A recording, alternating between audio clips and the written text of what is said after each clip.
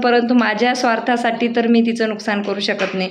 कारण कित्येक लोकांचं स्वप्न असते की आपल्या मुलाचा RTमध्ये नंबर लागला पाहिजे, आपल्या मुलाचा नवोदयमध्ये नंबर लागला पाहिजे, आपल्या मुलाचा स्कॉलरशिप मिळाली पाहिजे. आणि माझ्या नशिबानं तर मी जरी कमी शिकलेली आहे, म्हणजे मला इंग्लिश येत नाही व्यवस्थित, माझं म्हणजे सर्व कच्चं निंबूच होती मी. नमस्कार सर्वांना. आता जशी जशी स्वरा जाण्याची वेळ म्हणजे जवळ येत आहे, तिला जून महिन्यात पाठवावं लागणार आहे आम्हाला. आता प्रोसिजर स्टार्ट झालेली आहे, त्यांनी डॉक्युमेंट्स वगैरे पाठवलेले आहेत. आणि स्वराची मला माझ्या प्रत्येक कामात मला खूप मदत होती. म्हणजे ॲटलिस्ट मी कुठं मार्केटमध्ये जात होती तर ती सर्व घर बघत होती, कामात मदत होत होती. त्याच्यानंतर मार्केटला जाण्यासाठी मी तिला सोबत नेत होती. परंतु आता ती जाणार तर माझं कसं होणार हेच मला टेन्शन खूप येत आहे. परंतु मी माझ्या स्वार्थासाठी तिचं नुकसान तर करू शकत नाही. तर चला सगळ्यात अगोदर जाऊया गणेशजीच्या शॉपवर.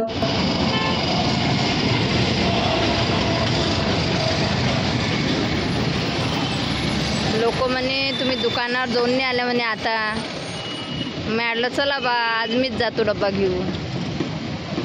उन्हात रवरो तर केंटसही पांढरं झाले तुमचे बा. बरं पाणी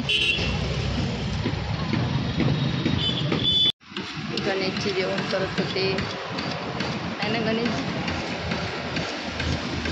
मला आता इकडून जा लागेल तहसीलवर इकडून जा लागेल. असं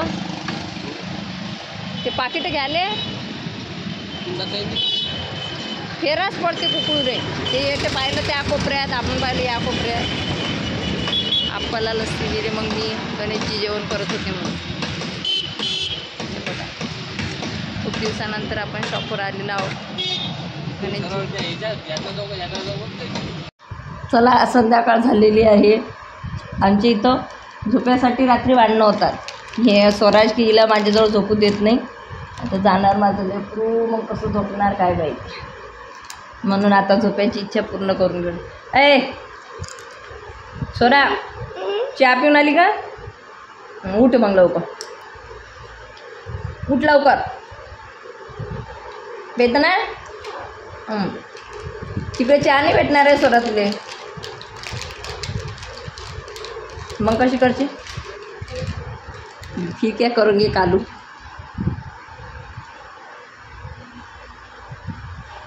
करमणार काय? हा जाऊ दे नको जाऊ.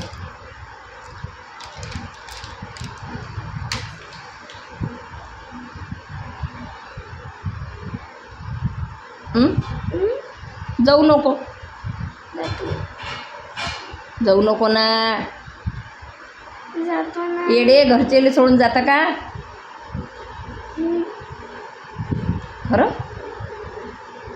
ज्या बसंती ज्या जिले तेरी जिंदगी. बरोबर.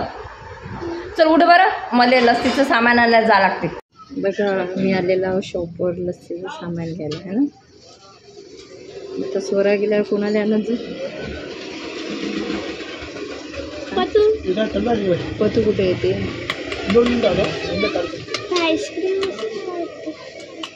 हां आईस्क्रीमची मशीन आहे ते. हाय फ्रेंड्स, कसं आता स्वरा आहे त्याच्यामुळे मला प्रत्येक कामात तिची खूप मदत होते. म्हणजे मी जर भांडी वगैरे घासते तर ती खरकटं फेकून देते. संध्याकाळी शाळेतून आल्यावर मी वरचे कपडे आणते, ती घडी घालते. त्याच्यानंतर मी जर स्वयंपाक बनवत असली तर ती मला लसण काढून देते. म्हणजे छोट्या छोट्या कामातसुद्धा तिची मला भरपूर मदत होत असते. आणि आता तर मी अशी इमॅजिनही करू शकत नाही की बाबा ती गेल्यानंतर कसं होणार. कारण कसं गणेशजीच तर एवढी सवय झाली होती तर किती भारी चालणं मला सर्व मॅनेज करणं. आणि त्याच्यानंतर आता स्वरा पण जाणार म्हटल्यानंतर मला तर टेन्शनच येत आहे. कारण कसं आपल्यासोबत आपली देराणी आई बहीण असली तर आपण बिंदास मार्केटमध्ये फिरतो, बरोबर ना. थांब रे. तर तसंच मला स्वराची सवय होती. म्हणजे माझ्यासोबत कोणी असो की नसो मी स्वराजला तरी कमी नेते. कारण याला मग कडी म्हणजे काकीत न्यावं लागते. चूप बसतो का? परंतु स्वराचं कसं होतं, तिची मला भरपूर हेल्प होत होती मार्केटला जाण्यासाठी, काही चॉईस करण्यासाठी. त्याच्यानंतर बॅग्स आणण्यासाठी, भाजीपाला आणायला आम्ही सोबत जात होतो, दूध आणायला आम्ही सोबत जात होतो. अशी भरपूर कामात तिची मला मदत होत होती. परंतु आता तर म्हणजे कसं, परंतु माझ्या स्वार्थासाठी तर मी तिचं नुकसान करू शकत नाही. कारण कित्येक लोकांचं स्वप्न असते की आपल्या मुलाचा RTमध्ये नंबर लागला पाहिजे, आपल्या मुलाचा नवोदयमध्ये नंबर लागला पाहिजे, आपल्या मुलाचा स्कॉलरशिप मिळाली पाहिजे. आणि माझ्या नशिबानं तर मी जरी कमी शिकलेली आहे, म्हणजे मला इंग्लिश येत नाही व्यवस्थित, माझं म्हणजे सर्व कच्चं निंबूच होती मी शाळेत, तर परंतु मला माझ्या मुलीवर खरंच प्राऊड फील आहे की माझ्या मुलीला इंग्लिश, मराठी, मॅथ, सायन्स सगळ्या याच्यात ती हुशार आहे. जे मला समजत नाही ते तिला समजते आणि या गोष्टीचा मला खरंच गर्व आहे माझ्या मुलीवर. आणि कसं आहे, मी तिला कधीच म्हणजे ती त्याच्यात लागलीच पाहिजे म्हणून मी तिला कधीच कोणत्या एक्झामला बसवलं नाही.